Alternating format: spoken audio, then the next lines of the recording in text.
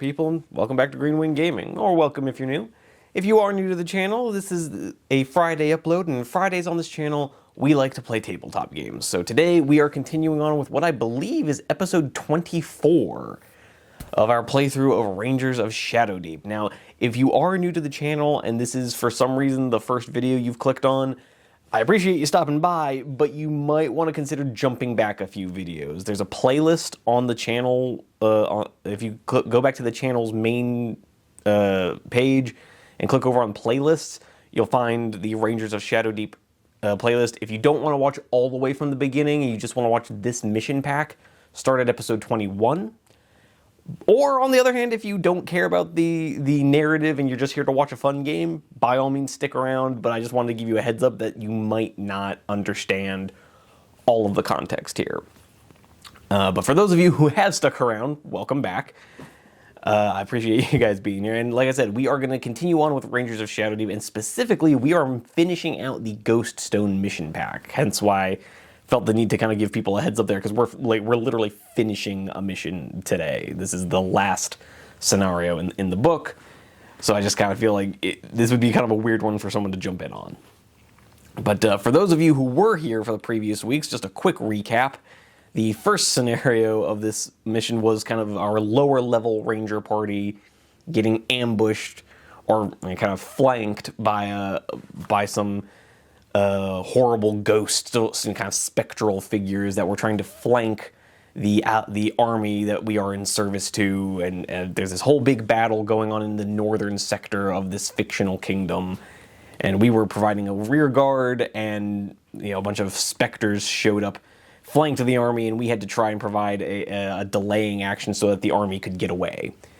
Then we jumped over to our second episode, which was 2 weeks ago, and which was we switched back over to our main ranger group, the one that we've been following through the rest of the missions with. And they were deep inside the Shadowdeep, trying to disrupt enemy supply lines and kind of trying to disrupt the flow of reinforcements to the enemy army in that northern battle, when we discovered the titular Ghost Stone. Hence why this mission pack is called Ghost Stone. It's very subtle and nuanced naming there. So we discovered that there is this strange relic being used by the enemy to basically conjure up an endless horde of enemy ghosts that, kind of summoning them in one at a time and sending them off to fight, which is causing a lot of problems for us at this big battle for the fate of the northern sector of the kingdom. And so the second half of this mission pack has been, Tywin and our main ranger group came back to friendly territory, warned everyone about this dreadful relic, and a plan has been formed to destroy it. And that's what the second half of the mission has been. So last week's scenario, we got to play through the initial stages of what is a fairly straightforward plan. That basically, we need to destroy the Ghost Stone, but it's heavily guarded, so what's the obvious solution? We create a distraction to try and lure the guards away. And that's what last week's scenario was, that our lower level ranger party, led by Lady Sakai, who, if any of you have been watching for a long time, she's joined us from way back in episode 8. She was there for episodes 8, 9, and 10. And so this is kind of her first reappearance in a while. But she and her ranger party did an exceptional job. They did they achieved the objective. But if you guys watched last week, you also know that it was kind of a close run thing. That it's not that we took a lot of damage, but it seemed like the whole game we were one dice roll away from oblivion. It just seemed like we were constantly hanging on by a thread, just narrowly getting through it, because we ran into a bunch of trouble. We nearly flubbed a stealth kill on turn 2, and then from then on we were having trouble closing the distance with the other enemies without revealing ourselves, and there was a whole big thing messing around with sight lines, and we had trouble setting the enemy supplies on fire, and then we had to escape on a boat, but we were getting bum rushed by about 30 enemies, and it was a mess. The whole thing was a mess. But that was last week, and so today we have the culmination. We are going to be playing through the actual attack on the Ghost Stone itself. Fortunately, this mission pack's tradition of having fairly unique scenario ideas is actually working out pretty well. It's continuing. It's working out pretty well. Because we had what I thought was a really interesting scenario with escorting the wounded soldiers across the table, or rather guarding them while there were some objectively faster moving ghosts trying to chase them down. And then we had the kind of randomized tent encounter where every card we drew had an enemy coming out from a tent, and that was frustrating. And then we had and then last scenario kind of was, I would argue last scenario was the most unique scenario we've played so far in the whole mechanic of setting the supplies on fire, of having the stealth mechanics be as intense as they were, and then the fact that the whole thing resolved by escaping on a boat. That I just thought that was very well done. Kind of a pain to set up, but very well done. And this scenario is looking like it's going to continue with that, because for this last scenario, it kind of works in the culmination of all of the other scenarios put together. You're going to see a little bit more of what I mean when we actually get into the game. I'm going to explain that more once we're actually looking at the table, and it's a little easier to visualize what I'm talking about. But suffice it to say, little bits and pieces of what we've done in all three other scenarios are going to come back and be relevant here in this one. So I'm really looking forward to that. The one thing I will say is we have been given a bonus companion, a bonus named companion. We are actually going to have several bonus companions in this scenario because of things that happened in previous scenarios. But the one that we were going to get no matter what is a woman named Nesra. She has been assigned to Tywin's band by his ranger commander because she is the key to destroying the stone. That without this woman, we have no means by which to destroy it. Like, we would literally need like a ballista or a catapult, or dynamite is not a thing in this game. So yeah, it would take a lot of work to chisel apart this stone in the middle of an enemy army. So Nesra, fortunately, is a companion that has been assigned to us. She's kind of an odd one, because on the one hand, she has a hand weapon, so she has a sword, she has light armor, she has a fight of +2, which is not terrible. On the other hand, she also has a wand. She has the fireball spell twice, which I'm fairly certain is not a thing you can do for like your player character or your companions, but the book explicitly says she has fireball ×2. So she has 2 fireball spells. And then she also has a unique spell to her called detonation. Now, this is not a spell that you can normally take. Believe me, if there was a spell in the main rulebook called detonation, your boy would have been taking it. But it's not a thing in the rulebook. It's a spell unique to her, and it's how she's going to blow up the ghost stone. So what the mission boils down to is we have to take Nesra and escort her to the ghost stone and hold off what I'm gonna go ahead and tell you is a lot of enemies. There's a lot of baddies, and there's gonna be even more coming in. This is another one of those scenarios where the game just keeps going until we're all dead or we've escaped the table. So I'm gonna do my best to try and keep it short. I know this intro is already kind of long. But with all that being said, before we hop into the scenario, I would just like to remind you guys that the channel is still pretty young and still very small. So anything you guys can do to help the channel really does mean the world to me.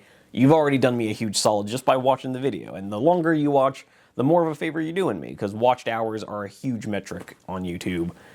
But also the usual, hitting the like button, subscribing to see more videos, all that really helps a lot. And again, I would just like to remind you guys that I love hearing from you in the comments. You guys have been pretty fantastic, even when you've been correcting me about rules I get wrong. I believe it was after the second scenario in this mission pack, so literally episode 22, that I was finally told I was getting the critical hit rule wrong. That was embarrassing for me, but I appreciated you guys letting me know, because better to get it over with, the sooner the better. But like I said, in general, hearing from you guys in the comments has just always been really fantastic. So I love hearing from you. Don't know how much it actually helps the channel, but I enjoy it. So I would like to hear from you guys. But now that I've gotten the shameless self-promotion out of the way, we're playing the final scenario in the Ghost Stone mission pack, so let's just get into it. Alright guys, as usual, we're going to start off with the lore for this scenario. So here we have Scenario 4, Destroy the Stone. You have moved as close to the stone as you dare, and can see several gnoll pickets wandering about. It is a grim task you've been given. Even if your allies manage to create a distraction, it is still a long way to the stone, with numerous enemies in between. To make matters worse, Nesra says that not only do you need to get her to the stone and hold off the enemy while she prepares her magic, but that you will likely also need to slay the shaman nearby, or his magic may prevent her from working. Even with the extra men you've got available, this is going to be a desperate fight. Alright, so we've got Tywin getting into position with his team, but as the as the kind of mission explanation explained there, because of the very first scenario we played, where Lady Sakai was helping get wounded Alladorian soldiers across the table, because we did well enough in that scenario, we are going to get a number of extra companions relative to how many soldiers we saved. Now, we ended up saving, I believe, 7 Alladorian soldiers. We definitely saved 5 or more. So you can see here that if we had saved none, we'd get none. If we saved 1 or 2, we got 1. 3 to 4, we got 2. 5 or more, we get 3 extra companions. So I have chosen to bring along 2 guardsmen and a man-at-arms, because you have to choose either a man-at-arms or a guardsman. Like, those are the only option. Those are the only stat line options you get. You can't just decide, oh yeah, I'm going to bring like 3 Templars along. The game is super not going to let you do that. But yeah, so that's the one thing I'm going to say about this scenario is that there are a bunch of special rules that we're going to get to in a second when we're actually panning over the board. But so, first off, we are starting off with 3 extra companions plus Nesra. Here you can get a quick look at the overall map. So our heroes are meant to start here at the hero edge. The ghost stone is on the opposite side of the table. This is played on a 2.5 by 3 foot board. So that would be a 30 by 36 inch board for those of you wondering. And so the closest to us, about halfway up the table, we're meant to have a cultist leader, 4 cultists, and a werewolf. We then have a gnoll shaman who's going to be kind of trying to stop Nesra from casting her spell to destroy the stone. And he's going to have a pair of gnoll sergeants guarding him. And then we're also going to have a trio of gnoll archers manning a ballista. So yeah, remember how earlier I said we might need a ballista to destroy the stone? Well, apparently the enemy decided to give us one. The only other thing I want to talk about real quick before we actually look at the table is that the game also has a mechanic for delaying the number of turns until we have to start drawing event cards. So the previous scenario where we were destroying supplies, that the level of distraction that caused is what determines how long we get to wait before we draw event cards, because all of the event cards in this scenario are bad. There are no good for us scenario cards.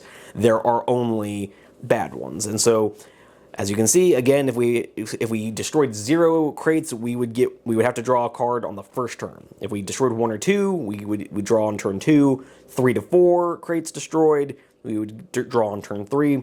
Because we got 5, I believe we got 5 out of the 6. We don't have to start drawing event cards until the 4th turn, which means we are going to get a solid 4 turns of play before any enemies show up. That is going to be huge, guys. That's why I wanted to talk about that now, so I could show you all the chart and not have any of y'all questioning me about, oh, okay, that doesn't seem like the game would do that. Yes, it did. It's right here in the rules. But with all that being said, we're all done with the book, and I will see you guys in a sec to take a look at the board. Alright, and here we've got a kind of a wide look at the board. Over here we have our hero edge of the table, where you'll notice we seem to have a lot more bodies than we normally do. We've got Tywin with Archibald, Thaddeus, Eliza's joining us once again with Damien, Bryn, Gwyneth, and Bruno. But however, to Tywin's other side, I'm going to try and turn so that the light isn't as blocked out here.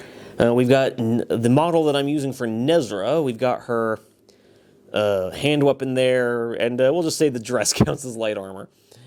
Next to her, we've got our man-at-arms, and then we have a pair of Guardsman. Now, for those of you who've been watching along for a very long time, you will remember this model as Gerard, the Guardsman who died in the very first episode. But these are going to be our 3 kind of nameless Alladorian soldiers who have taken up arms and sworn to help us see our mission through or die trying. Hopefully, it won't come to that. But, well, that being said, that is our good guys assembled on the table now. Remember, Nesra here is the key to our success. She has a wand, she has spells, and she has a decent health stat. Like, she's got an armor of 11 and I think 12 wounds, so could be worse. She's got a weird, like, hybrid stat line where she's kind of a caster and kind of a fighter. But anyways, over here we've got lots and lots of enemies. So here we have the actual ghost stone itself. Now this is actually a combination of terrain. This piece right here is like an objective marker from Games Workshop, like from their Age of Sigmar line, and then the actual stone, like the little stone underneath it, and the 3 larger stones surrounding it, along with the little platform with an investigation marker on it. Those are all from the Mantic Games terrain crates. As is most of the stuff on here, now that I think about it. Like the barrels here are not, they're from GameMat.eu, but the little stall here, the weapons rack, the wall, the palisades, the sleeping mats, the tent, all of that is from a Mantic Games terrain crate. Same with the hedgerow. One thing I should mention about the hedgerow.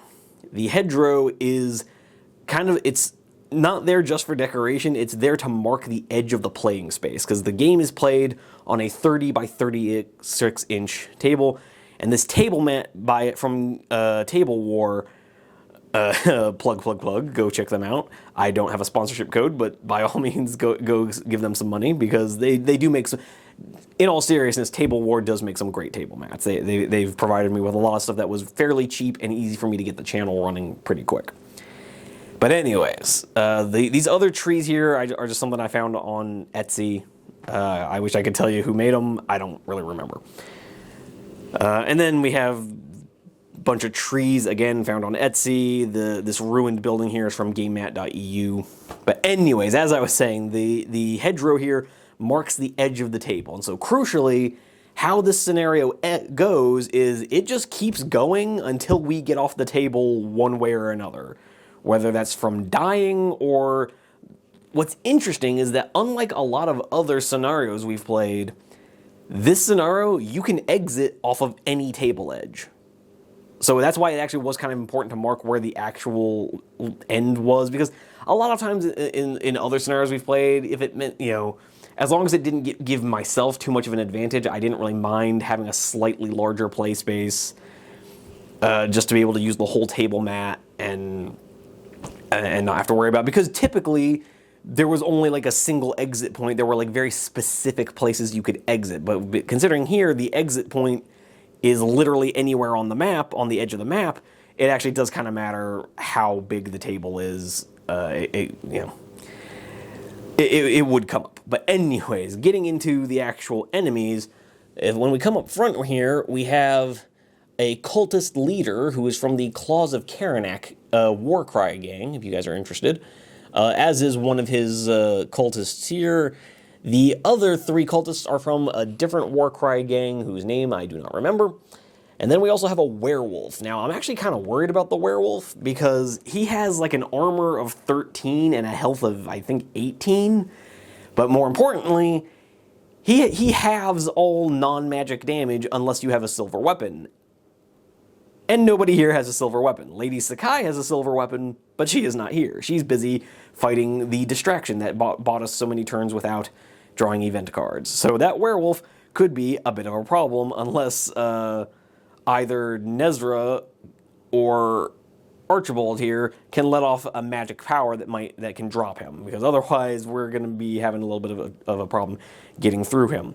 And the same thing goes for these 2 specters and a spectral horseman. Now, the specters are just Night Haunt models from Games Workshop, but this spectral horseman, if you look at him, his model might look a little bit familiar, and that's because the actual guy riding the horse is none other then the same model, the same sculpt as our friend Damien here.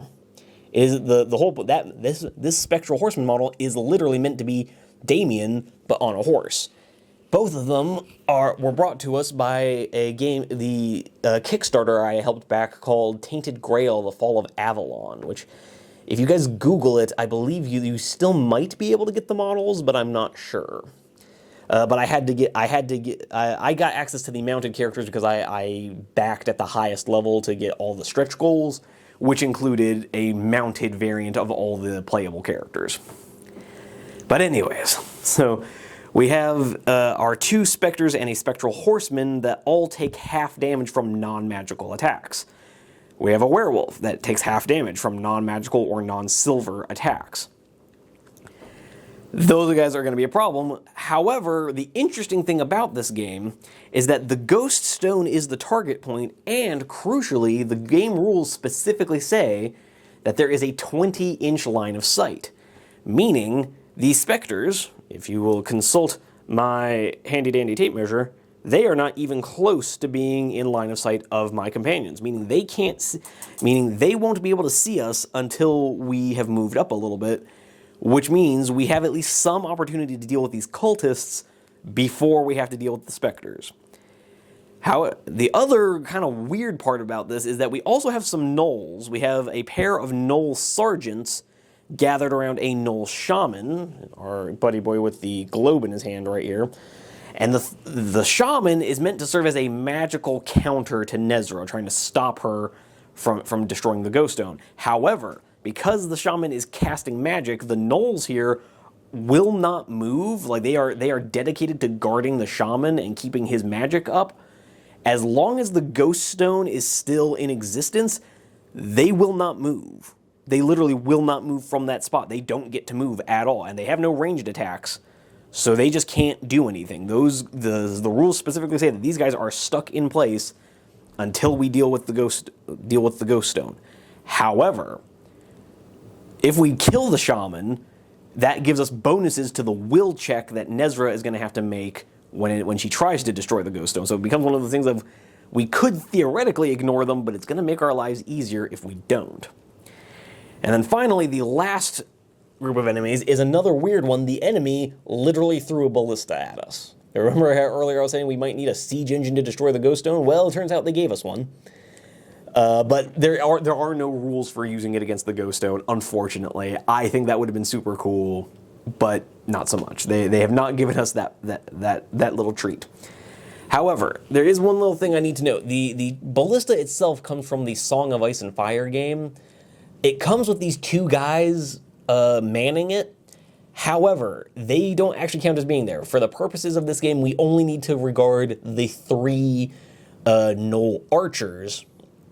As long as one of them is in contact with the ballista can shoot at us. And it basically is just treated as a crossbow, except it does +4 damage instead of +2 damage. If we can kill the gnoll archers, however, the ballista falls silent, and more than that, if we can get one of our people in contact with it and kill all the archers, we can actually use the ballista to attack the other enemies. So theoretically, it could be a good idea to try to bum rush the ballista. But I don't know about that, because we're already trying to rush the ghost stone, and there are going to be enemies coming on the board. They might come along on that table edge, so it just feels like I'm not really sure what to do there. Particularly with the whole 20-inch line of sight thing, we could just kind of avoid it. So, I don't know. We'll see how it goes. But with all that being said, I have rambled on for almost 10 minutes on this stuff, so we're going to go ahead and get into turn 1.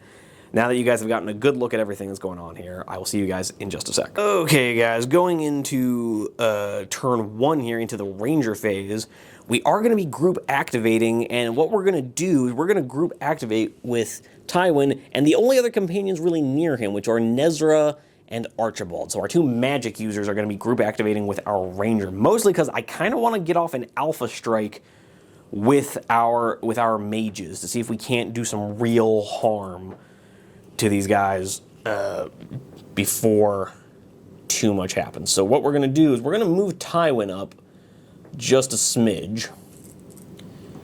We're going to move him up about basically he's going to take his first action to move up, and I think we're just going to burn his second action and not move him any closer, because I kind of want to keep him out of 20, which we've kept him out of. We are keeping him out of 20 of the specters, but the spectral horseman is going to see him. So what we're going to do is we're also going to move up Nesra, make sure she's moving up her full 6, so she can move up just a little bit further.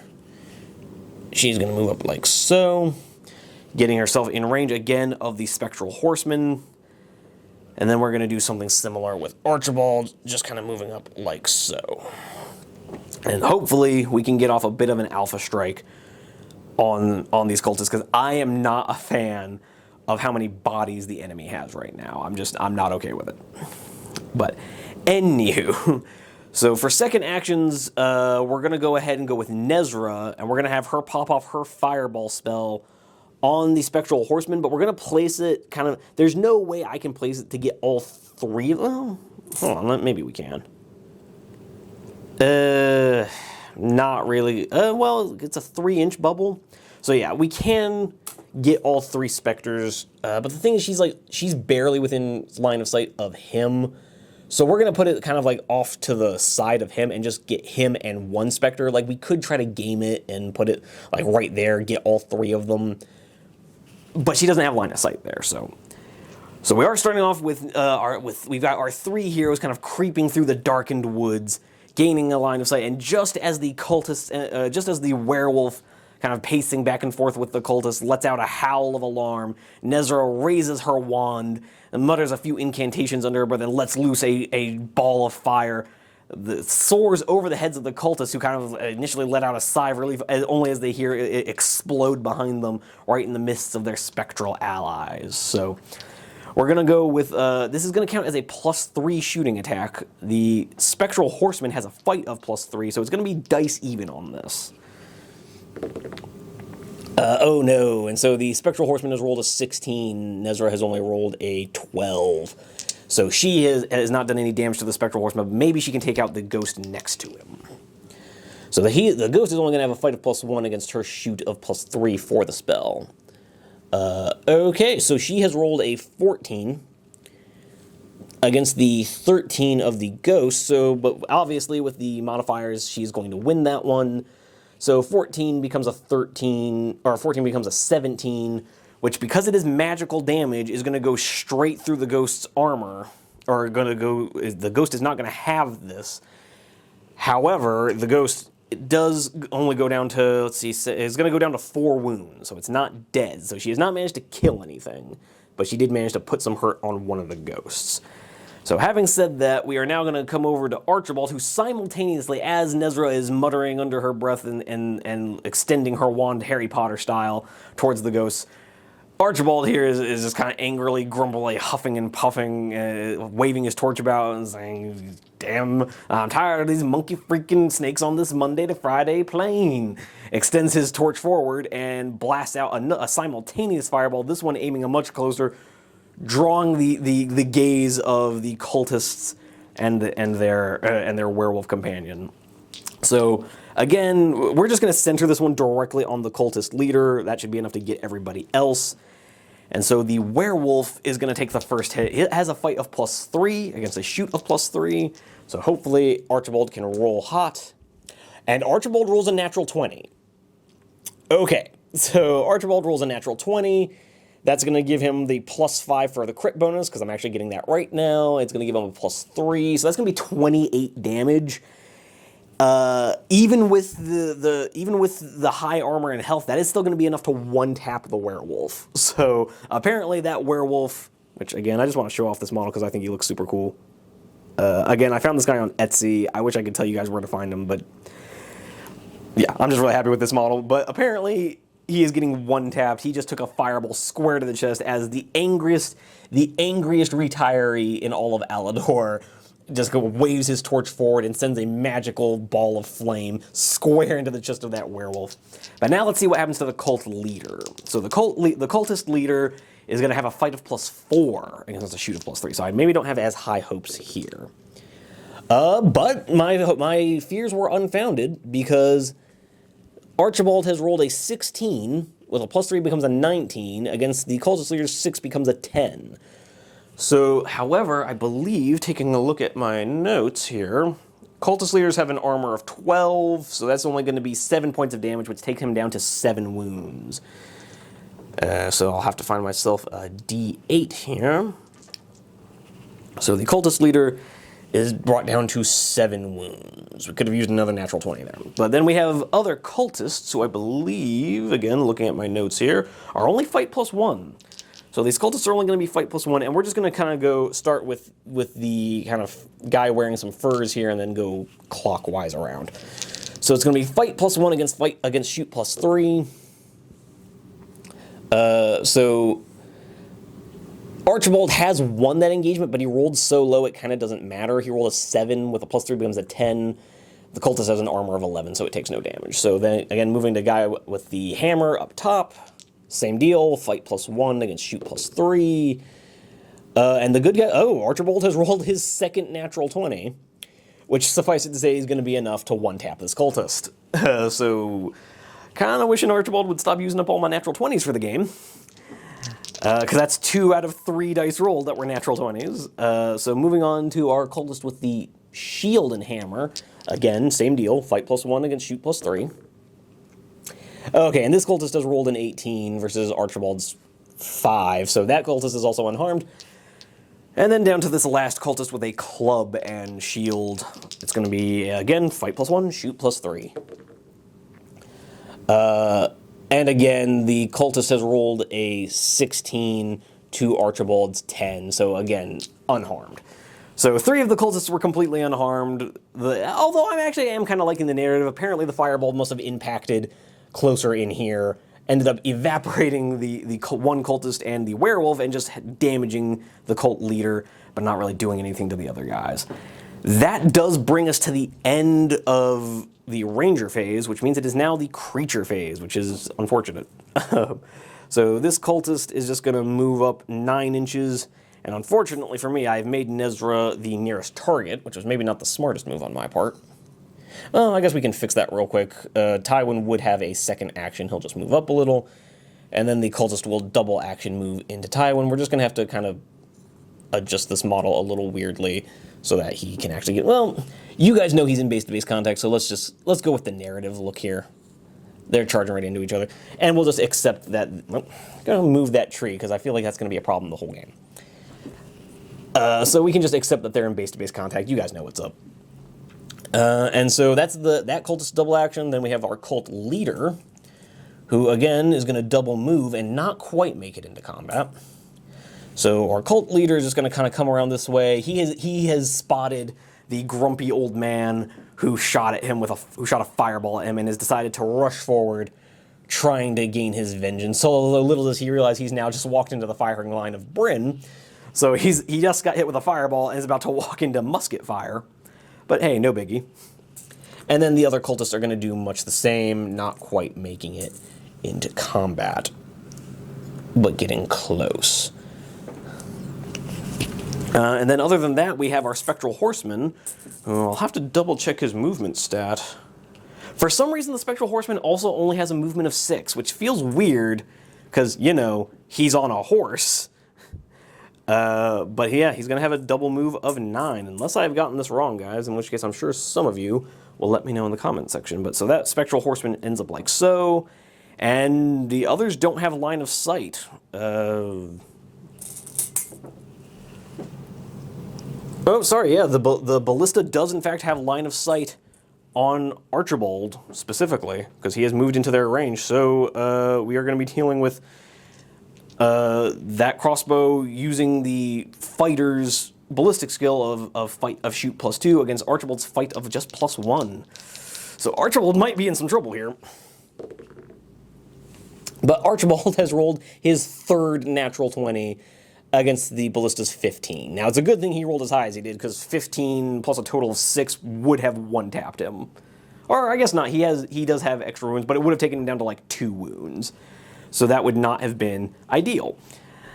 Yes, I also should have added fight bonuses to Archibald for like intervening cover, but whatever, it doesn't matter. He rolled a natural 20, which means he auto-wins the engagement. But with that being said, The Null Archers, because they are manning a ballista, I personally am going to treat them all as manning the ballista. That is not a one-man operation. So they're just going to spend their turn firing the ballista and reloading it, and that's the end of their turn. But with that being said, the Gnolls over here cannot move. The Spectres over here, despite having a fireball shot at them, are not within line of sight to actually see the enemy, so they are not going to be able to activate this turn. So with that being said, we run straight into the companion phase, which I think what we're going to do is start with Desert here and have Bryn dial up a shot onto this cultist leader, and we'll say that this was all tactics. This was all intentional, part of the ambush. I'm definitely smart enough to pull that off, guys. So as this cultist leader has absorbed, just barely raised up his arms in time to spare himself the worst of the damage of the fireball, he looks and sees one of his men roiling on the ground, burning to death, the werewolf doing the same. He lets out a bellow, comes charging towards Tywin, and only comes charging towards the collection of human loyalists, the scum that do not revere the god that is the Shadowdeep. He comes tearing off into the woods, and only at the last moment does he notice the glint off the barrel of Bryn's musket as Bryn dials up a shot. Now, it is only going to be Bryn, it's going to be Bryn's shoot +3 against his fight +4. So hopefully Bryn can make this work. As it turns out, he can, because Bryn has rolled us our 4th natural 20 of the game. Guys, I don't know what's happening. So yes, our 4th natural, I feel like this means we're going to roll nothing but 1s towards the end of the scenario, but anyway. So Bryn, that's 20, becomes 23, becomes 28, becomes 30 points of damage, more than enough to drop our cult leader. So we have dropped our 2nd cult figure. So that's a cultist, a werewolf, and a cult leader dead. And then Bryn's 2nd action, I think, is just going to be to reload his musket. So as he hears the bellowing of the enemy charging towards Tywin and the others, he's seen the fireballs go arcing into the darkness, sees the figures come charging out. He levels his musket calmly with a hunter's instinct and waits for the deadliest of his foes to come into range, and with a smooth pull of his trigger, blasts the head from the cult leader's shoulders. But with that being said, we have to move up the rest of our companions. So we're just gonna have our brave heroes run to the defense. I've just measured it. This guy is within 9 of the cultist, so he's just gonna rush forward. I don't know if this guy he's just in. So this first guardsman is just in with the cultist, and then Gerard Resurrected is just going to kind of come around, and I'm just going to hang him back a little bit. But with that being said, Tywin is currently locked in combat with a cultist, so Thaddeus is going to move up to support his buddy. Let's see. Damien is just going to move his double action, so 9 will get him into contact with this other cultist. Hold on one moment, I've caused a little bit of chaos with my tape measure. But yeah, so Damien is just going to move up into contact with this cultist. Bryn, as I said, has fired and is currently reloading. Gwyneth is just going to rush forward. She has a 10.5-inch move, which will get her into base with this other... Well, I say a 10.5. She has a 10.5 double move. And then Bruno the dog is not within range of anything. He only has a 9-inch double move, so he's just going to move up behind Damien and go arf arf. Meanwhile, Eliza here is just going to kind of move over this way, and her 2nd action is she's going to go ahead and cast Strong Heart on Nesra, because one thing I guess I should have explained is that when Nesra makes contact with the ghost stone over here, she's going to have to pass a will check, target number 24. That's right, folks. She's going to have to make a 24 will check. However, she has a will of +6. She is now getting an additional will of +5 from the Strong Heart spell. Or it's right now it's a +5. If she has to make a will, the first time she has to make a will check, it'll be a +5. Then it goes down to just a +4, +3, +2, +1, and then it goes away. Every time, each successive time that hero has to make a will check. But then there are other factors that are going to inform whether or not the will check succeeds. For example, because we found the scrolls in scenario 2 when we raided the Knoll camp. We found the scrolls. Well, we didn't know what those scrolls did. Now we do. They give her an additional plus, I believe it's a +5 to her skill check. So she's got a base of 6. That goes up to a 16. So now all of a sudden getting that 24 is not seeming so hard when, again, she's getting a +16 to her first attempt. Assuming she doesn't have to take any will checks between now and when she does that. Furthermore, if we kill the shaman, she gains an additional +6. So literally, if we kill the shaman, she just automatically succeeds.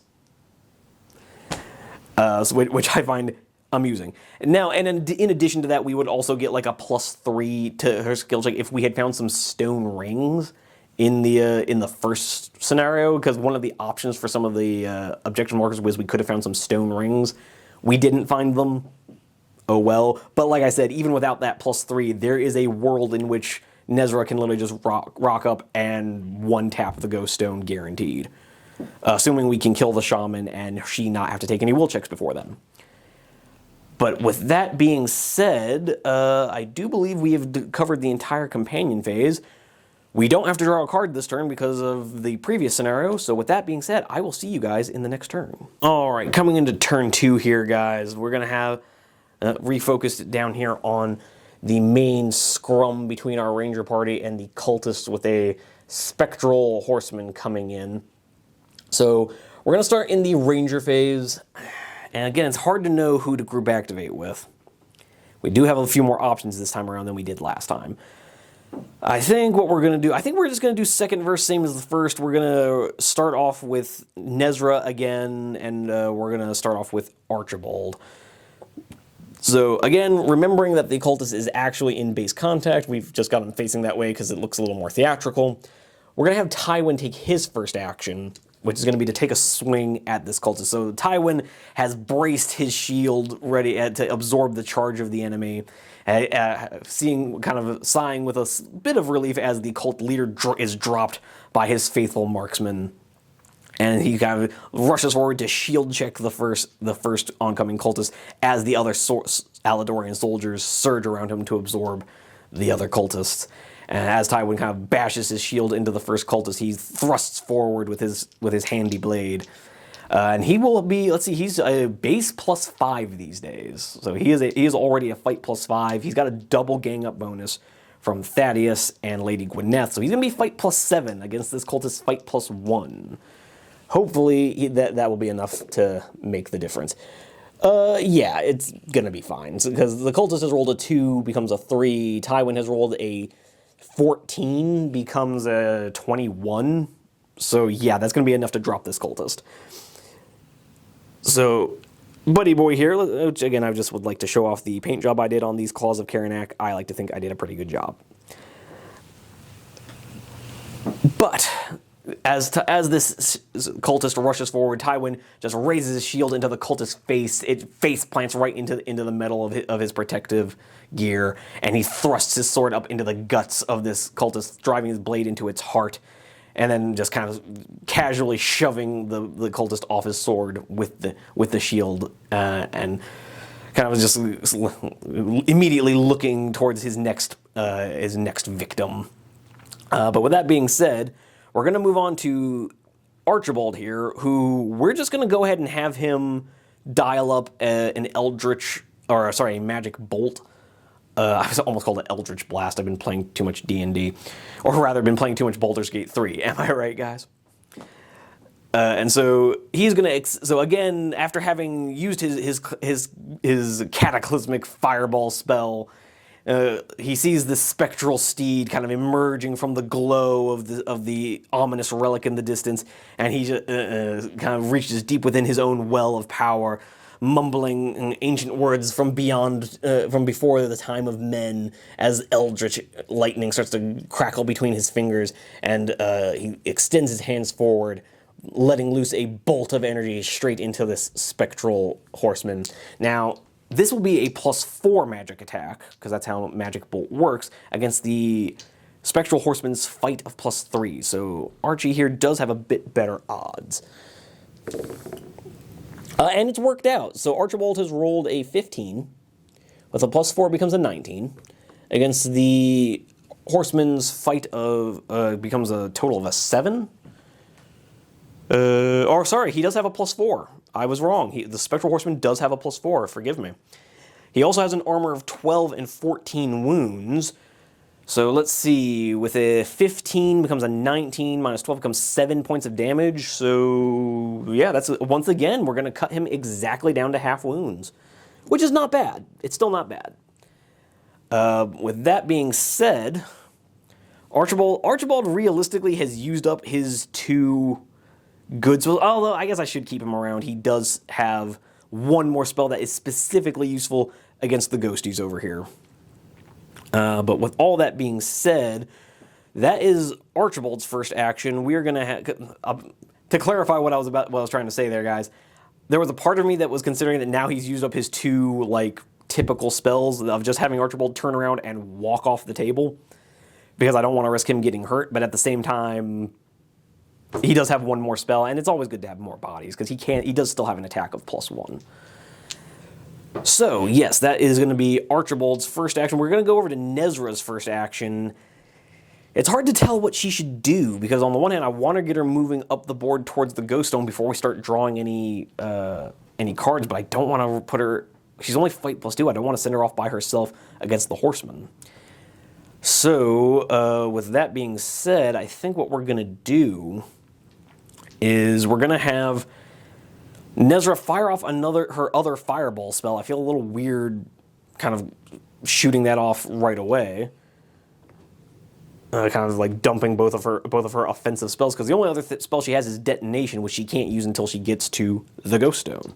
But she's going to try once more, putting it right here between the ghosts now that she's moved up a bit. Or actually, I guess she hasn't, so... sorry, guys. I'm going to have to hum and haw here a little bit. So she is within range to hit the gnolls. And she is just within range of the ballista. So I think that's what we're going to do. We're going to have... I don't know why I put the tape measure away. That was silly of me. So she is going to dial up her second fireball spell, and we're going to use it against the ballista here to see if she can't watch our back just a little bit, to try to prevent the rain of ballista bolts coming in. As even though the first one like just flew completely off target and burst through the body of a tree, we maybe don't want to risk them getting lucky the second time. So she's going to go ahead and fire off her fireball spell. It's going to hit the ballista directly and hit all 3 of the archers manning it. So the first these archers only have a fight of +1 against her, what will be a shoot of +3 for the fireball spell. So yeah. Okay, and I believe, what is that, our 5th natural 20 of the game against a 16 from the first archer. So that's just going to be first archer rat dead. We are already racking up quite the body count, and again, second verse same as the first. This time it's not going to work out. The gnoll does roll a 17, so right away the ballista is going to get at least a second shot. But then the third and final gnoll, let's see what happens there. No, the fireball does basically nothing, because she rolls a 9, becomes a 12. The gnoll has rolled a 15, becomes a 16. So the fireball was a little inaccurate, completely obliterated the first gnoll. Unfortunately, the other 2 are going to be able to continue operating the ballista at no penalty, which is unfortunate. But that does bring us to our second actions for these guys, and I think what we're going to do is Tywin, having laid low this first cultist, is just going to step forward. He sees these Alladorian soldiers swarming the next cultist, and he decides to come in and lend a hand, with his blood already slick with the first cultist. Nesra and Archibald here, I guess we'll just have him kind of move up amongst his friends.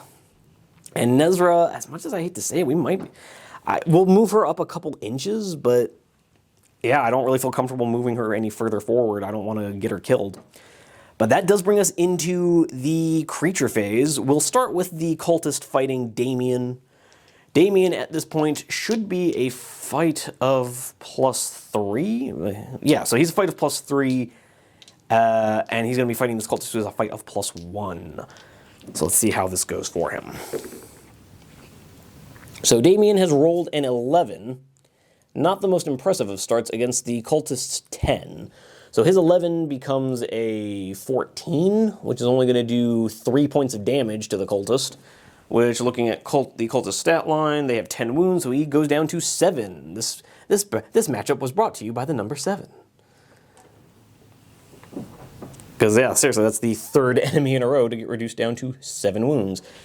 Now we have this cultist over here who is in combat. He was already in combat with a guardsman and a man-at-arms. The man-at-arms was the first to charge him, so I'm going to go ahead and say the cultist is going to fight him. And so the cultist will be fighting the man-at-arms. The man-at-arms has a starting of fight +3.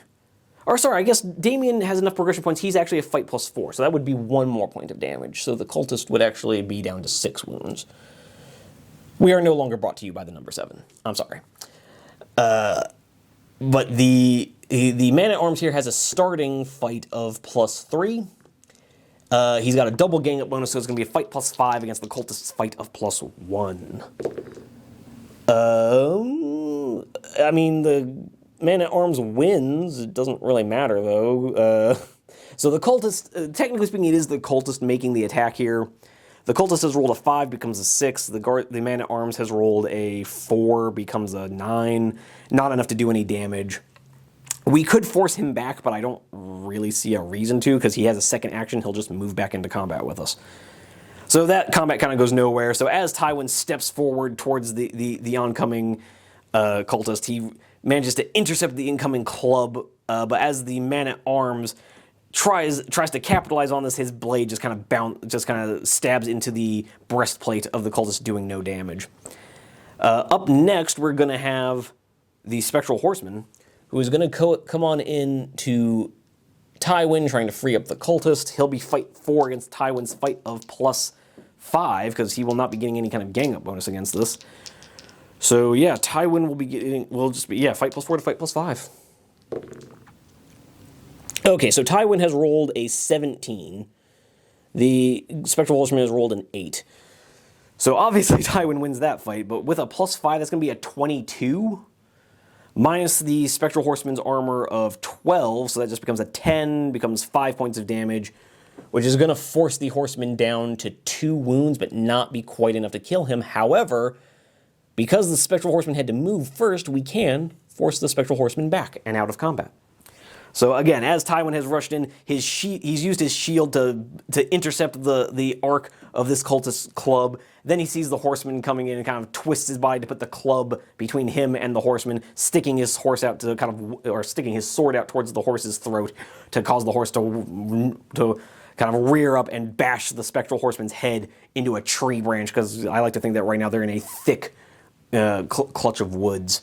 And so the Spectral Horseman has literally just like clunked his head against a heavy branch and has done a bunch of damage. He's having already absorbed a fireball and an eldritch bolt. His armor currently still arcing with electricity. But I guess then the only other thing to do, because again, the gnolls are stationary, and no one has entered within 20 inches of the specters yet, so the only thing left to do is the gnolls, who they don't have line of sight on Bryn. I don't want to have them shoot at Damien, who's in combat, so unfortunately they are going to shoot at Bruno, who's only got a fight of +1 against their shoot of +2. Don't kill the dog. Okay, good. Bruno has rolled a 17 against the cultists. Have rolled a 4. So yes, Bruno kind of looks over, is kind of looking over towards the fireball that incinerated one of the archers, and happens to notice them. The other two kind of aiming the ballista his way, and his dog eyes widen, lets out a yip, and ducks out of the way as a massive bolt impales the dirt where he was standing just a moment ago, and the gnolls set to work, busily trying to reload the ballista, hoping beyond hope that maybe they can actually get something done against, it's kind of a Death Star situation. This was designed to aim at a horde of enemies. No, they're no good against a single man fighter. But that does bring us to the end of the creature phase. We're going to go into the companion phase now, where I think, again, we're going to start off with our man Bryn, who has reloaded his musket, has allowed the smoke of his first shot to clear, as he sees this horseman kind of charred from a fireball, electricity arcing off his armor as he bashes his head into a tree, and Bryn just kind of looking at him like, man, my bad guys just aren't what they used to be, and kind of levels his musket, looking to get in another shot. Now, this is going to be a shoot of +3 against a fight of +4. And unfortunately, Bryn does not have it this time. He has rolled a natural 1. So we'll just say he pulls the trigger on his musket, and the musket just clicks with no result. So he has to clear the jam, and so his second action is still going to have to be to reload, as he has to clear the bad powder out of his weapon. Unfortunate. But we're going to come over to this combat here between Tywin, his 2 anonymous henchmen, and the cultist. We're going to do the man-at-arms first, who, again, fight +3 against the cultist fight with +1, but getting a double gang-up bonus for a fight +5. Let's see if he can actually do some damage this time. He has rolled a 14. And so the cultist has rolled a 3, so again, obviously, the man-at-arms wins. He's going to do 14 plus 5 is 19, minus 11 is 8 points of damage, enough to get the cultist down to 2 wounds. But we're not going to drive him back, because I want to keep that double gang-up bonus. And so his second action is unfortunately going to be wasted. And then our guardsman here, who is kind of, you see him wearing a bunch of armor and carrying the reason I'm calling him a guardsman is because he's carrying a big 2-handed sword. So, yeah. So, as much as he might look like he's a knight with lots of heavy armor, he's just being treated as a man-at-arms. Or a guardsman, rather. So he's going to take a swing, again, getting a fight of +5, because he has the same fight stat as a man-at-arms. So it's going to be fight +5 against the cultist's fight +1. Okay, and this guardsman has rolled a 19. It becomes a 24 against the cultist's 2. However, because he's carrying a 2-handed weapon, that'll also do 2 points of damage. Not that it matters, because anything that adds up to a 24 is definitely going to be enough to off this cultist anyway. So as Tywin is fending off the spectral horseman, and this man-at-arms manages to finally drive his sword kind of underneath the breastplate into the cultist's guts, drawing a howl of pain.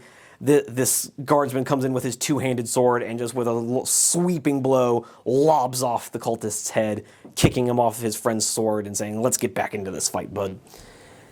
And then what he's gonna do is surge forward with his second action into combat with the spectral horseman. He's thirsty for blood. He's taken a head and he wants another one. Meanwhile, the other guardsman is going to use his first action to move into combat with the spectral horseman. And because he's got a gang-up bonus, it's going to be fight +4 against fight +4. So hopefully he can do some damage. Unfortunately, no. The horseman has rolled a total of a 21. It's 10 points of damage. The guardsman is down to, I believe, 2 wounds. So yes, apparently Gerard, even in his reincarnated state, is still just not up for this. Because I believe guardsmen have 12 wounds. Takes 10 points of damage. Is down to 2 wounds. The spectral horseman is unimpressed. We're going to come over to Damien real quick, see if we can't free him up. Well, no. First we'll have Bruno come in. And Bruno will make an attack of +2 against the cultist's fight of +1. And sure enough, Bruno continues the tradition of deadly animal companions. Because Bruno has rolled a 17, becomes a 19 to the cultist's 13, becomes a 14. So, let's see, 19 minus 11 is still 8 points of damage and more than enough to kill this cultist. Gotta be honest, folks, I did not think that was going to happen. I was just moving Bruno in there to get the gang-up bonus, but apparently Bruno had other plans. So Bruno leaps forward out of the darkness, catching this wounded cultist in the 30. As Damien kind of whirls his blade in a defensive arc, slashing across the cultist's arms, Bruno just leaps out of nowhere, tackling into this cultist and driving his fangs into the cultist's throat, giving Damien room to move into base contact with this spectral horseman, and hopefully save the guardsman who is about to share the fate as the first guardsman we brought along. So Damien will now be a fight +4 base. He becomes fight +6 with the double gang-up bonus. against the Spectral Horseman's fight of +4. So let's see if Damien can end this threat here and now. So not so much. Damien is instead going to take a bunch of damage. Do we want to use our Hand of Fate reroll here? Statistically, it's maybe not the best idea, but YOLO, let's do this. And it pays off, as Damien has rolled a 17, which would normally still lose. Normally, that re-rolled 17 would normally still lose because they're both +4, so the Spectral Horseman would win. But Damien, specifically, has a double gang-up bonus from our 2 guardsmen here. So apparently, what the narrative here is that this horseman is so busy, like, gleefully twisting his blade in the guardsman's side that he doesn't notice Damien coming in, kind of notices him at the last possible second. And so Damien, with his +6, is going to have a 23 to the Spectral Horseman's 22. So 23 minus 12 is 11, even chopped in half for magical resistance. It's still going to be enough for this Spectral Horseman to fall off his steed. And I don't know if you guys have ever played Elden Ring, but whenever you get knocked off Torrent and he kind of bursts into a bunch of blue sparks, that's what I'm imagining is happening here. So Spectral Horseman is down, which is kind of good. That was kind of the big threat there. And let's see what else we've got here. We've got Gwyneth. Don't know how I feel about her charging forward to take point. So she's just going to kind of walk up and back up Damien, kind of serve as a helping hand there. And Thaddeus is going to do much the same, just kind of hanging out with Tywin. So with that being said, we still don't have to draw. We've reached the end of the turn, or I guess, sorry, we do have Eliza over here, who's just going to, again, move up. I'm not going to waste her heal on a guardsman. I'm just not. I'm sorry, anonymous henchman. You're not valuable enough to heal. But with that being said, we are now at the end of turn 2. We still don't have to draw any event cards. We've got another 2 turns before that becomes a thing. And with that being said, I will see you guys in the next turn. All right, moving into turn 3. Things going pretty well. We've dealt with the cultist mob. And we've dealt with the Spectral Horsemen. We have a couple of ghosts up ahead, which could be an issue in Ghost Stone. I'll see myself out. I apologize. But we're going to have Tywin. I think we're going to group activate him with the Man-at-Arms and Thaddeus here. And we're just going to have them move up. So, yeah, Tywin's going to move up 9 inches. He could move 10.5 on a double move, but I just don't quite want to leave him that isolated, because if he moves that far, the Man-at-Arms will not be able to keep up with him. So that's exactly what we're going to do. Man-at-Arms here is going to be keeping up with Tywin. Thaddeus doing much the same. And that is all of their double movements done. So we're right onto the creature phase, where the gnolls, again, cannot move, which feels like kind of a busted ability, but again, they will start moving the moment we destroy the Ghost Stone. So moving on to the ghosts themselves, the specters themselves, the wounded one is just going to double move, getting into combat here. The other ghost is going to double move, getting into combat here. And unfortunately, that does bring us back to the ballista, who's going to dial up another shot against Bruno. Please don't kill the dog. Please don't kill the dog. Okay, once again, Bruno has gotten lucky with an 11 becomes a 12 versus a 7 becomes a 9. So Bruno is now just letting out yelps like, "What the fuck, guys?" And is just kind of dodging back and forth as these massive ballista bolts come blasting into the ground around him. And their second action, again, is just going to be to reload the ballista. And that's the creature phase. And so moving on to the companion phase, we are going to have Damien here. He's able to single action move up and into base contact with the uninjured Spectre. And looking at their stats, I did not write, oh, Spectre, here we go, fight +1. Spectres are a fight of +1. Yeah, so Spectres are a fight of +1 against Damien, who's going to have a gang up bonus here. He's going to be a fight +5. However, obviously this Spectre does have magical resistance and thus will be taking half damage, because that's really, really annoying. So Damien, come on, bud. Okay, yeah, so Damien has rolled a 17, sorry. Damien has rolled a 17 versus the 9 rolled by the Spectre, so 17 plus 5 becomes a 22. Minus their armor of 11 becomes 11. Cut in half is going to round up to 6 points of damage, so this Spectre also goes down to 4 wounds. And let's see, then we're going to have this guardsman. Neither one of these guardsmen are able to get there on a single move. So we're just going to have them both double move into base contact with the first injured ghost. So our guardsmen are rushing up. These guardsmen are survivors of the initial engagement with the Northern Army. They've seen these specters before, and they're not having it. They are going to burst through this line of ghosts or die trying, in true 50 Cent style. But that being said, we're going to have Lady Gwyneth. What is she going to do? The problem is that our rogue is not really super useful in this scenario. So she's just going to move up her 10.5 inches to right about that barrel, a little bit farther than that barrel. So she's going to move up 10.5 and start to get us some headway against that ballista in the next turn. Bruno the dog is going to try to keep up with her, going another 9 inches up like so. And Archibald here actually has one more trick to play for us. He's going to move up 6 inches.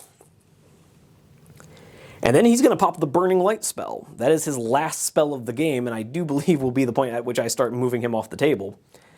So yeah, he's going to dial up his Burning Light spell, which is an area of effect spell. It's, I believe, one of the only area of effect spells in the game. Not that that's particularly interesting. But any enemies with any undead enemies, which counts these specters, any undead enemies, I believe, within 6, take a shooting attack. Although, even as I say that now, I realize I need to go check to see exactly what the bonus to this shooting attack is. I'll be right back, guys. Alright, guys, so coming back into turn 3 real quick, I did some checking, and yes, the Burning Light spell has an 8-inch area of effect, which these specters are more than within, and it is a +3 shooting attack against both of them. However, one thing I also need to redress, Nesra here has a wand, which means her fireball attack should have had an additional +1 to it. So this specter here, this one closest to us, should actually be on 3 wounds, not 4. Not a huge difference, but something worth keeping track of. I know there might be someone watching who spotted that, and I wanted to give you comment section warriors a little bit of relief. But anyways, so Archibald is rocking up, and he is going to burst out his, again, as he's rocking forward, he's now channeling his eldritch energy into his trusty torch to send out another burst of radiant light, driving back the darkness that is the Shadowdeep. And these specters recoil from the light, hissing and shouting as they receive a +3 attack against their +1 fight. Okay, and so Archibald has rolled a 14 against a 6 for the first specter, which is going to be the farther one.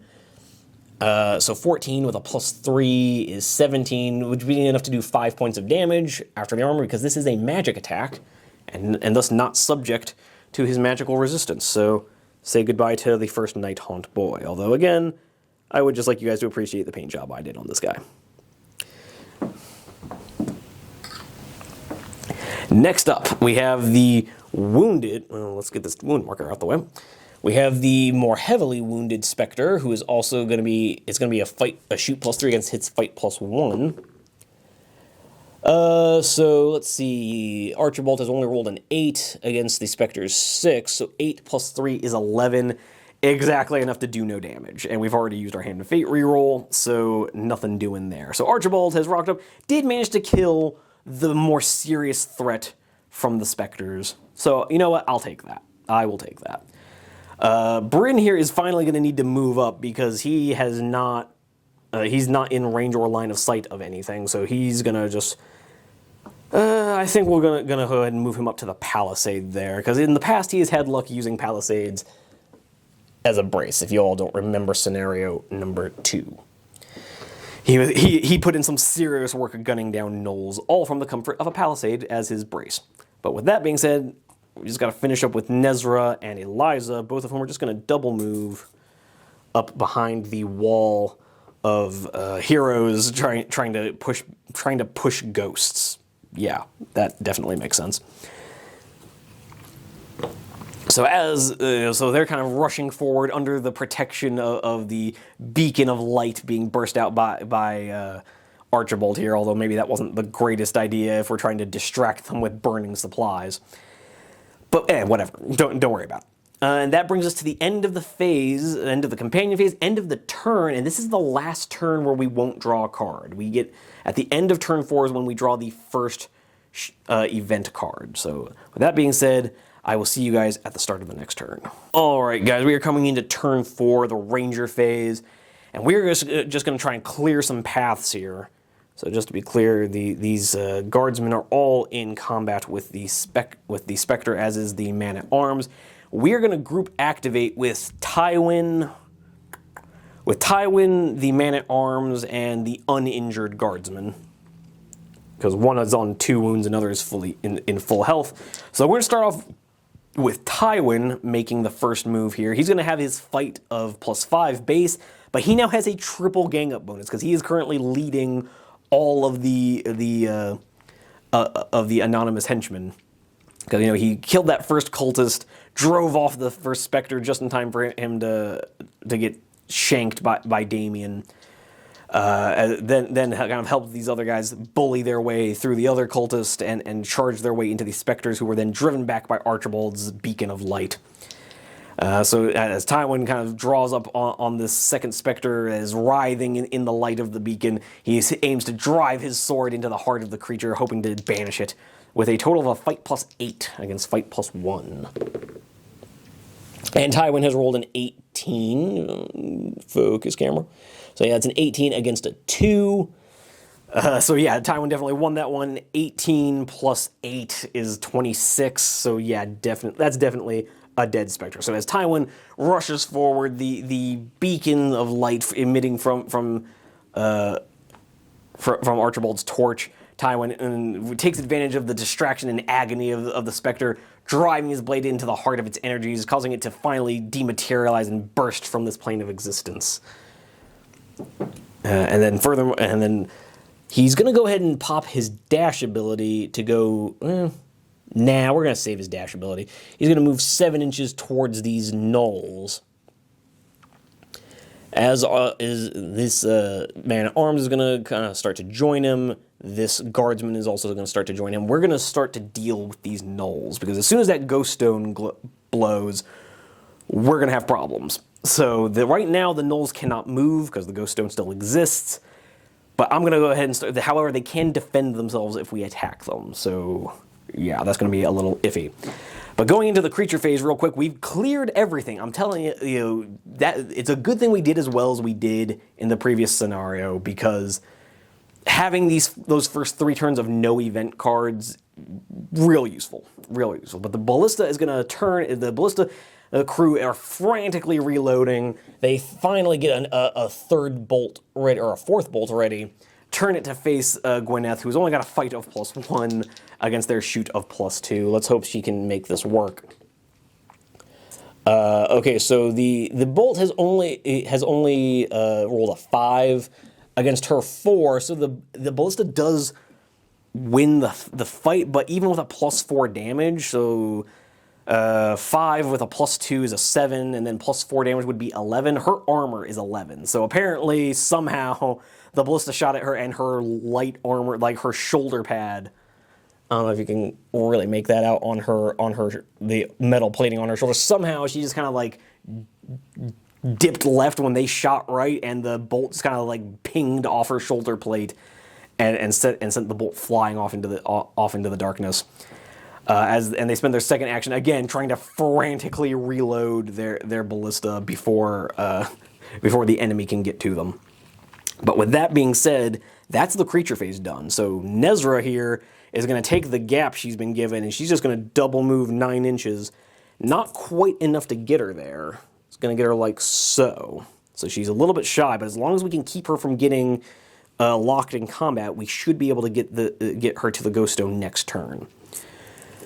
Damien, wanting to see this mission through, is going to follow suit with her, just looking to help her out. Our guardsman is going to do similarly on the other side, just keeping her safe, even if it means his life. Thaddeus, on the other hand, is going to come join his buddies with dealing with the gnolls. Eliza is similarly going to move up and try to keep pace with Nesra, trying to just shield her as best she can. Archibald, on the other hand, has done his part. He's getting out of here, guys. So he's just going to retreat back 9 inches to the trees. He's getting the hell out of here. But with that being said, we still have... Because at this point, I should remind you guys, Archibald has like no armor. He's got an armor rating of 11, a basic hand weapon, and he has used all of his spells. He serves no purpose, and we are most of the way done with this, hopefully, knock on wood. So yeah, he's going to go ahead and get out of here and just not make himself a liability. Coming over to our other 3 here, we're going to have Bryn dial up a shot onto the nearest of the Gnoll archers manning the ballista. And it's going to be his shoot +3 against the Gnoll's fight +1. Hopefully he can do something here. Okay, so he's rolled a 19. I don't know why this particular has so much trouble, but the Gnoll has rolled a 7.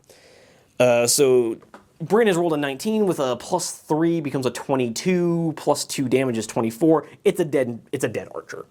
So as these Gnolls are desperately trying to reload the ballista, a cracking shot rings out, and a small lead ball bursts the head of the second Gnoll archer. His buddy kind of letting out a yelp as his body drops to the ground, and black smoke fills the air around him. In the meantime, Gwyneth is going to use her 7-inch move to get into contact with that Gnoll archer. And her second action is going to be, what the hell, it's fight +1 against fight +1, she can take a Gnoll, right? So she comes running forward, kind of zigzags out of the path of the ballista, just narrowly avoiding being skewered, draws her dagger and rushes in on the enemy Gnoll. So she's fight +1 against fight +1, and she has rolled herself an 18 against the Gnoll's 18. So they're both going to take damage. Double 18s, in any other circumstances, I'd be happy to see that, but double 18s are not great for us. So they're both going to take damage. She's going to take 7 points of damage, which will put her down to 4 wounds, which is not great. So as she comes, as the first Gnoll archer drops with most of his head gone, she comes dashing around the side of the ballista, and the archer just barely manages to get out some kind of cudgel and just bash her upside the head as she comes in with her dagger. However, her total of 19 points of damage is gonna... she should be down to 3 wounds because she has 11 and took 8 points of damage. I forgot to add the +1 for the Gnoll's fight stat. Her 19, that thing's armor of 11 would normally be 8 points of damage, but the dagger does -1 damage. So it's going to take 7 points of damage and go down to 3, so they're tied. However, Bruno is now going to, he's not quite within 6, but he is going to make a double action move to at least get into base contact with this Gnoll archer and even up that fight ever so slightly. So we have a wounded Gnoll, a wounded thief, and a dog looking for vengeance. And with that being said, Bryn's second action is just going to be to... Bryn's second action is just going to be to reload his musket. And yeah, that brings us to the end of turn 4, which means it is time for our first pull on the deck of scary things. And we have drawn a red jack. Let's find out what the red jack does. Alright, so looking at the red jack, it says place a spectral horseman 6 inches away from the ghost stone in a random direction. So I'll roll that up off camera and show you guys what happens when we start the next turn. Alright, coming into turn 5, things looking tentatively quite promising. Things could be going well here. So we've got our spellcaster and her group of guardians escorting her to the ghost stone. However, a second spectral horseman has appeared closer to her than I like. It could have been worse. It could have appeared right next to her, but our second spectral horseman, which again, just trying to show off my paintwork a little bit, if I dare say I did a pretty solid job with this guy. Again, this is another one of the Tainted Grail models. I could have just brought the first one back on, but I wanted to show off a little bit. So he has shown up 6 inches away from the ghost stone in a randomized direction, thanks to our handy-dandy scatter dice.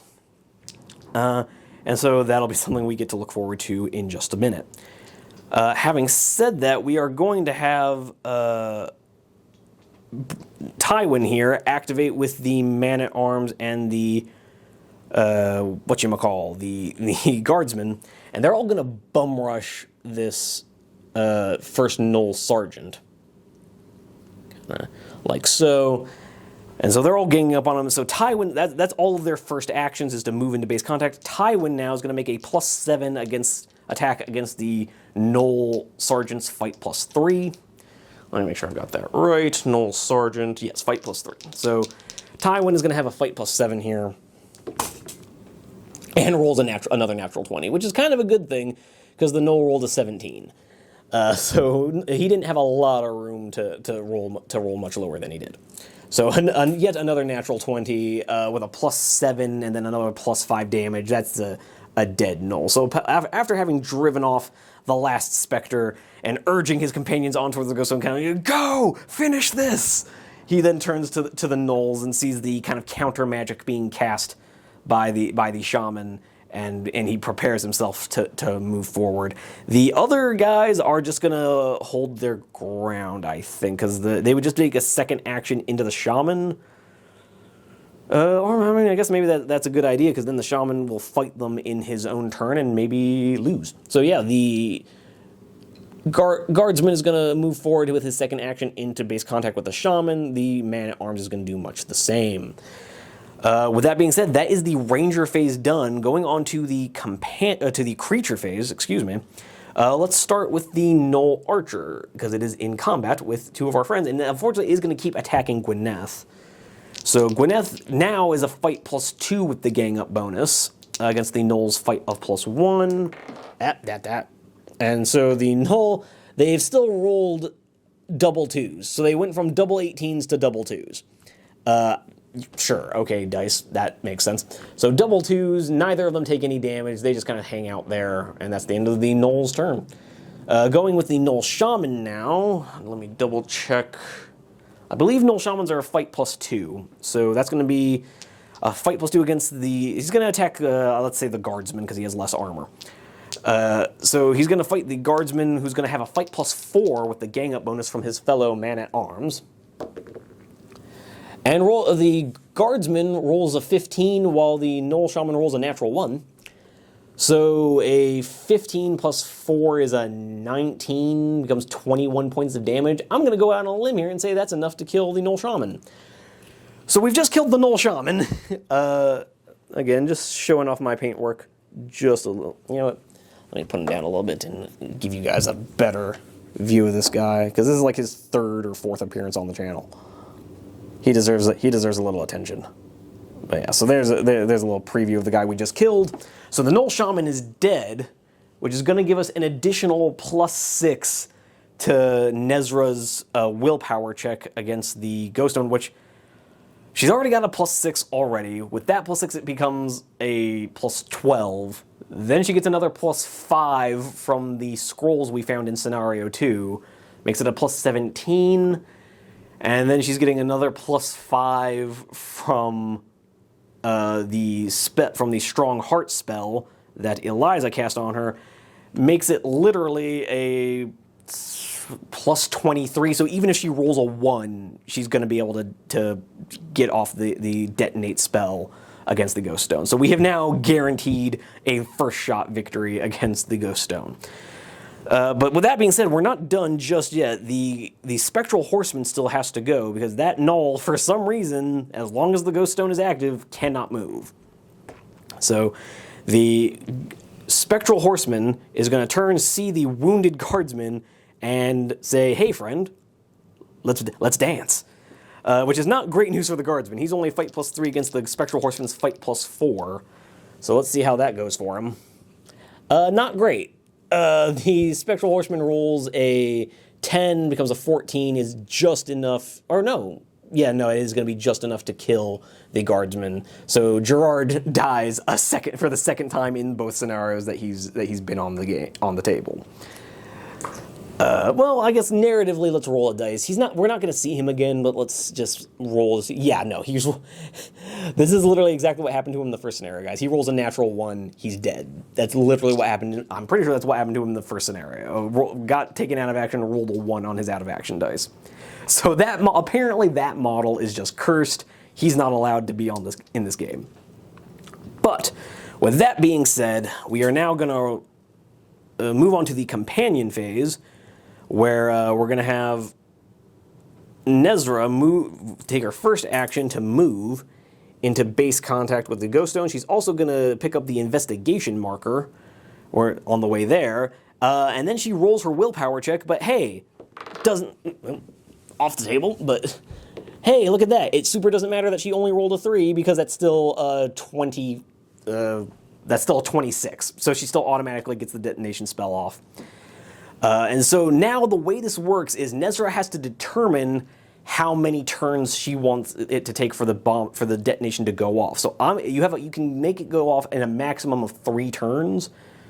The reason you might want to delay it is because when the spell goes off, anyone who is close to the source of the magic takes a hit, and how close you are to it determines how big of a hit.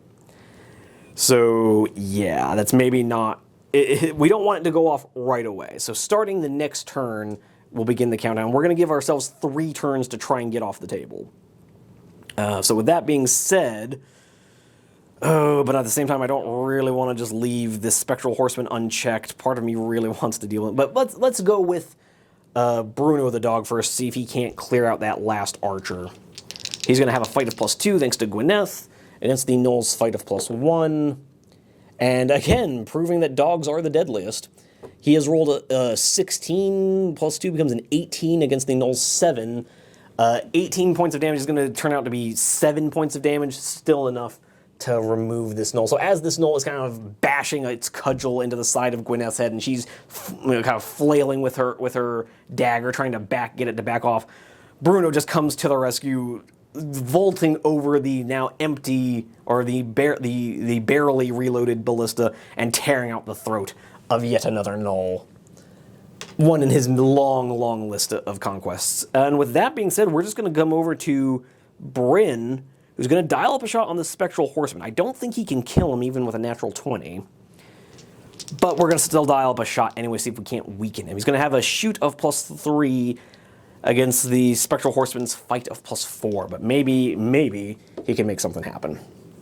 Not with a natural 1 he can't, not with his second natural 1 of the game against the Horseman's roll of a 19. So yeah, again, he pulls the trigger, and apparently the dampness of this upside-down-like environment has just ruined his gunpowder, and he's going to have to start reloading yet again. So his second action is just going to be to reload.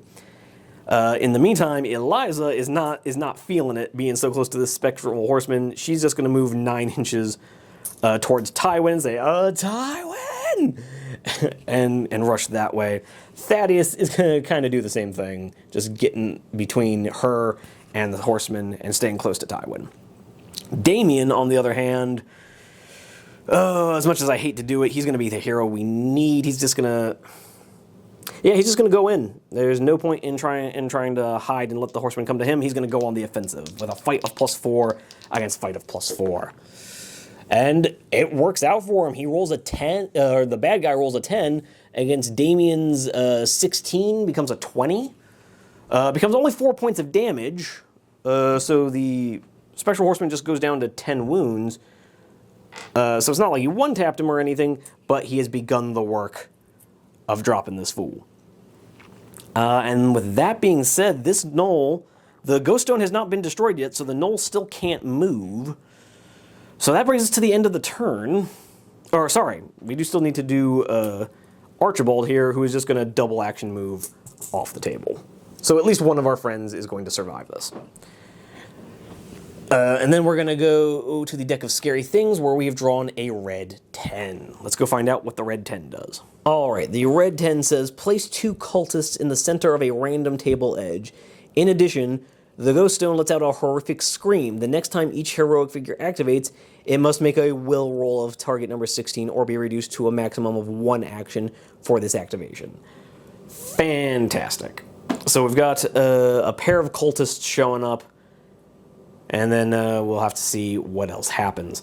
So with all that being said, I will roll up a random table edge, and I will see you guys at the start of the next turn. All right, we are going into turn 6 here, and apparently these cultists have somehow missed Archibald. We'll say Archibald dove behind a tree to evade them, as these cultists have come tearing up, and I like to think that he actually kind of picked a really opportune moment to get out of here, or else he would have been the one facing them. As it stands, we can probably get our people off the table without having to deal too much with these upcoming cultists. So going into the ranger phase, we are going to try and get rid of this Null Sergeant. Yeah, that's what we're going to do. We're going to group activate with Tywin, the Guardsman, and Thaddeus. Tywin just moving like so. Guardsman moving up like so. Thaddeus moving up like so. Tywin is even going to pop his Frenzied Attack ability, because I just need this Gnoll to die in one tap. I don't have time for his nonsense. So he's going to have a fight of +5, with an additional +5 for his Frenzied Attack, and then he's going to have a double gang up bonus, so he's going to have a fight of +12 against a fight of +3.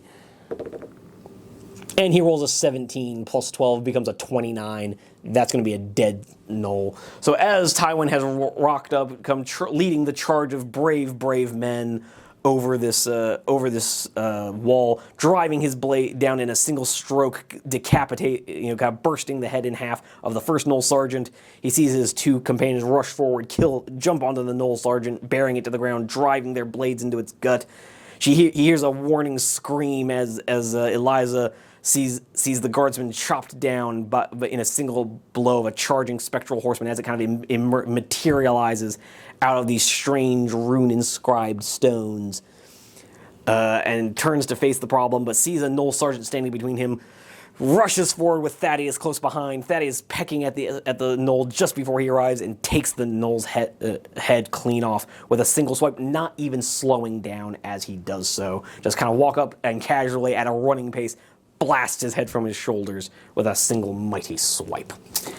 And then this Guardsman is just going to move up 3 inches, seeing the dead body of his companion, a fellow soldier he's fought alongside for years, brought down by this spectral horror from a strange otherness. But that is going to... And then I guess we'll have Thaddeus... No, I'm not going to have Thaddeus move up, because then he'd get jumped on by the horseman. But we'll have him move like so, with one activate. I've just realized I've actually been cheating. I forgot to roll for these guys to see if they get 2 activations. So Tywin here is going to pop his focus ability to give him a +8 to this. He's a will +4, so he's got a 12. He just needs a 4 or better. And he rolls a 10. Yeah, so that'll get him to the target number 16. He'll be activating no problem. Guardsman has a will of nothing, so he needs a 16. He cranks an 18.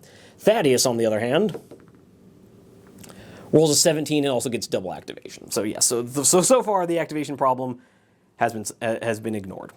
Going on to the creature phase, we're going to have the Spectral Horseman attacking Damien. And yeah, so attacking Damien, fight +4 against fight +4. Come on, Damien. Damien rolls a 17 against the Spectral Horseman's 5. Apparently this horseman had a really good charge attack coming out, but is just not actually much of a swordsman. So Damien does win that fight. It's going to be a 17 +4 is 21. Minus his armor of 12 goes down to 9, becomes 5 points of damage, gets this Spectral Horseman down to 5 wounds. Sure wished we still had some magic spells going on. And then as for the other cultists arriving, they are just going to make a beeline for Bryn, moving up 9 inches. I'm not too worried, though, because he has a 10.5-inch double move. Which does bring us to our companion phase, where Nesra, having dropped her bomb, she is within 9 inches of this table edge, so she's just going to run off the table.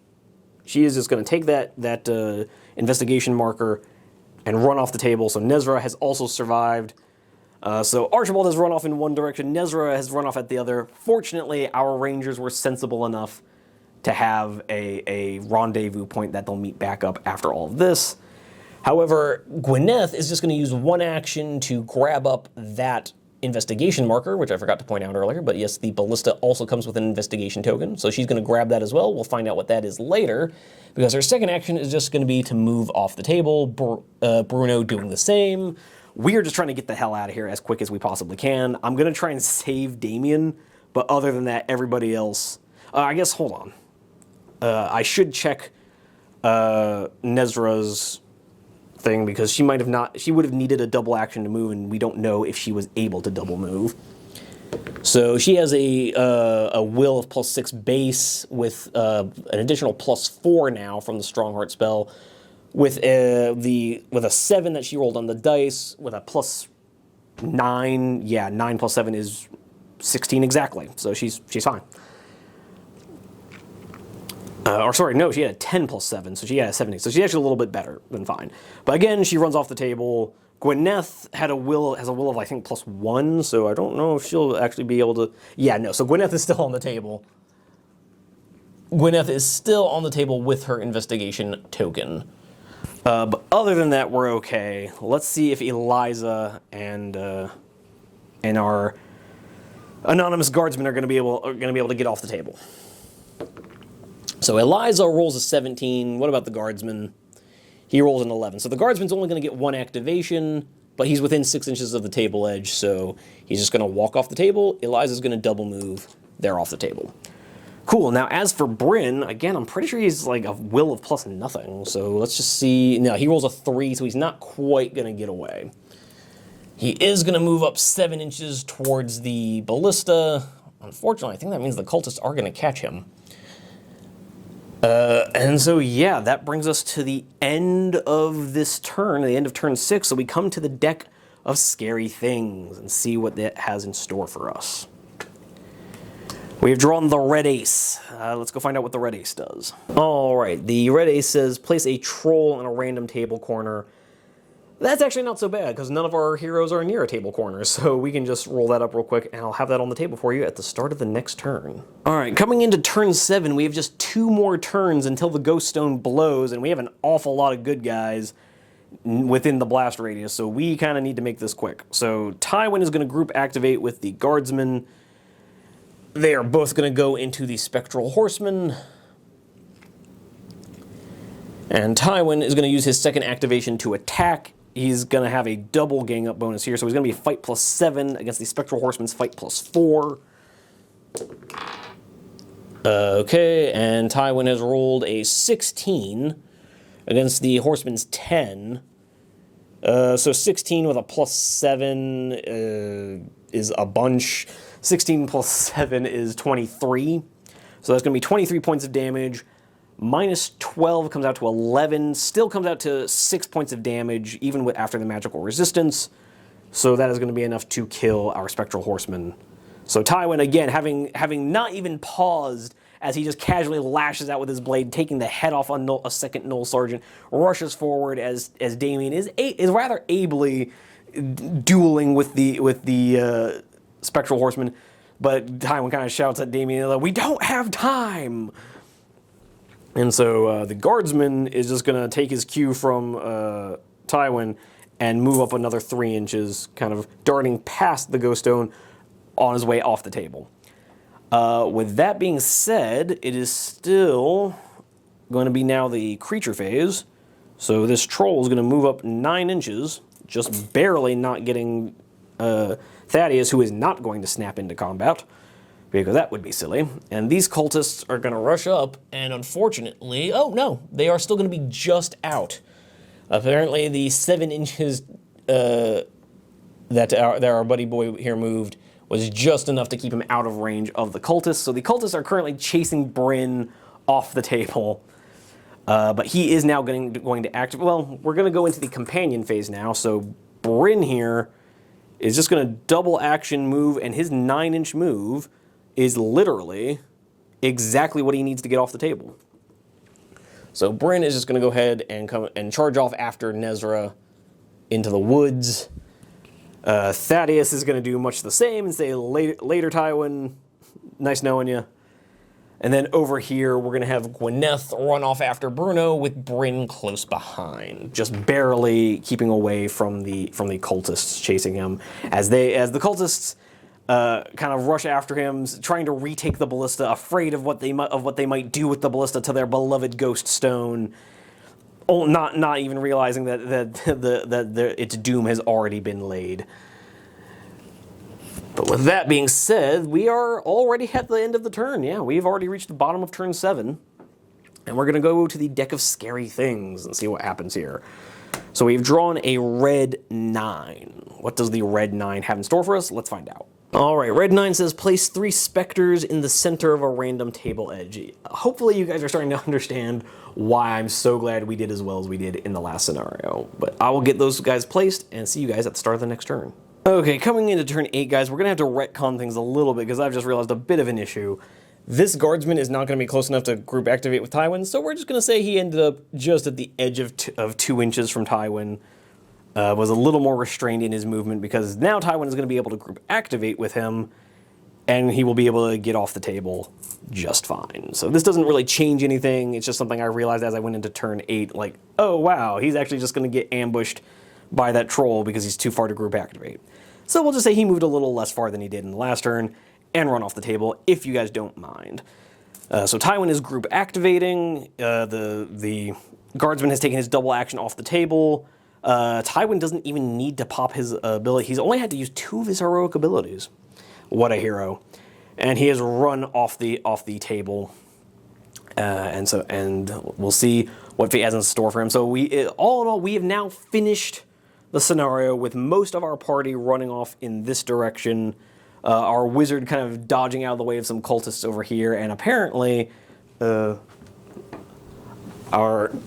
dog and our rogue and our tracker have just like narrowly avoided the attention of these 3 specters coming in from that table edge. But we have successfully evacuated the table. The ghost stone is going to blow at the start of the next turn. So we had 1 more turn. I don't really see the need to do a whole other clip of that. So the ghost stone explodes, and what the rules were here was anything within 10 inches was going to suffer a +6 shooting attack. Anything that was within 18 inches was going to suffer a +3 shooting attack, and anything within 20 inches was going to suffer a +0 shooting attack. So this troll here is about to take the full blast. These cultists and specters over here are about to get the middle blast. But yeah, so we don't really care what happens to them because all of our heroes have run off the table and managed to make their getaway, and the ghost stone has successfully been destroyed because the shaman is dead. There's no one here that could potentially undo the spell. Our heroes have achieved their mission. The fell relic summoning ghosts has been destroyed. And so with that, I'm just going to roll up real quick what the clue markers were. So let me grab a D20 here. So let's roll up what our results were. So we have a 15, that's 1 result, and an 18. So we have the figure finds a small cache of healing potions. There are 4 healing potions here. So we now have 4 healing potions in our inventory. And the other result was a prisoner. The figure finds a bound soldier, which is cut free. Use the stats for a wounded Alladorian soldier. We'll just go ahead and say he made it off the table as well, because we found him like 2 turns ago. Okay, yeah. So we have resolved all of the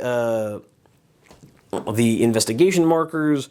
We've gotten all of our heroes off the table. I'm going to dial up some experience for these guys, and I will see you guys in the outro. Well, there we have it, folks. Another scenario in the bag, and now we have finished the Ghost Stone mission pack. After tallying up some of our experience points, we actually don't get any credit like on a per enemy killed basis in this one. Instead, it just gives us a flat 50 XP for participating in the situation, another 100 XP if the Ghost Stone was destroyed.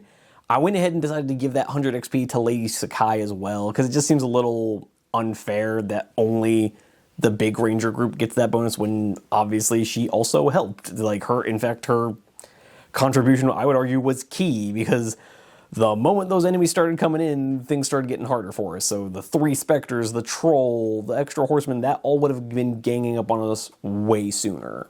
So I'm going to go ahead and give Lady Sakai that 100 XP as well. But other than that, we also get 5 XP for every friendly model that exited the table. Now, we started off with 12. One of them died because for some reason that model is just cursed to die every time. But we also would have gotten an Alladorian soldier off the table, as you know, the prisoner who was going to be sacrificed to the ghost stone. He was also rescued off the table. So that does count as a 12th model. So we gained a total of 210 XP, which will level up Tywin, and the 100 XP we gave to Lady Sakai will level her up as well. Bryn, Damien, and Archibald have all crossed the 40 progression threshold, since they get 2 progression for every mission they survive. So they are going to be getting a bonus. I haven't checked what that bonus is going to be. I haven't decided what any of the upgrades are going to be yet. I just wanted to go ahead and get this outro filmed. But yes, so we have successfully detonated the Ghost Stone with Nesra kind of charging forward and channeling all of her will and energy into the Ghost Stone to detonate this relic and bring an end to the ceaseless tide of spectral figures attacking the army. And so the epilogue, I didn't even bother reading the epilogue for the mission pack because, to be honest, compared to all the other entries, it's the most, like, there's not really any lore to it. There's not any, it's not written in any kind of flowery, oh, your ranger stumbles home. It literally just says, if the Ghost Stone was destroyed, the Lord Arkin and his army are victorious. If not, they are defeated and forced to fall back. Either way, the war continues. It is literally written that quickly, so I can't help but wonder if Joseph McCullough was like in a rush to get this done, because there was like 0 artistry in that epilogue. But whatever, I'm nitpicking. I still had a great time playing this scenario. I had a great time with this mission. I hope you guys did as well, because this was something. We had what, like 5, 6 natural 20s this game. I don't know where that luck is in the rest of my life, but I sure wish it would show up, because if I had that kind of luck all the time, my channel would be doing a lot better. But anyways, I've had a lot of fun with this. I have actually not decided what mission pack we're going to do next. Hopefully we'll get some more games on the channel soon. With that being said, thank you so much for being here. Thanks for watching this far. Please do remember to like and subscribe. Please leave a comment down below. I'd love to hear from you. But with all that being said, I would love to see you down below. I'd love to see you in some of our other videos. But in the meantime, happy wargaming. Onward to glory!